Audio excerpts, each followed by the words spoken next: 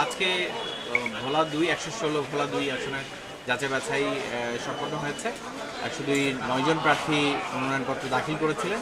9জন প্রার্থীর মধ্যে এই 7জনের তারিখ সঠিক পাওয়া গেছে, সেগুলো গৃহীত হয়েছে।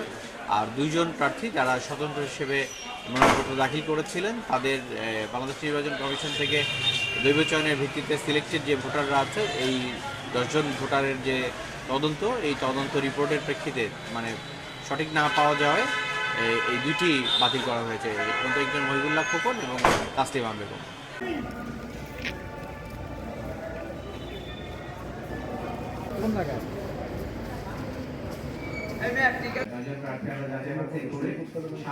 আমরা গ্রহণ করেছি। আর 2জন সকলকে ধন্যবাদ, সকলকে সহযোগিতা করার জন্য ধন্যবাদ।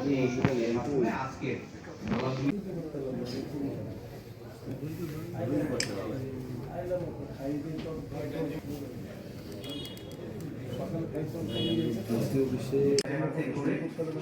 আমরা গ্রহণ করেছি। আর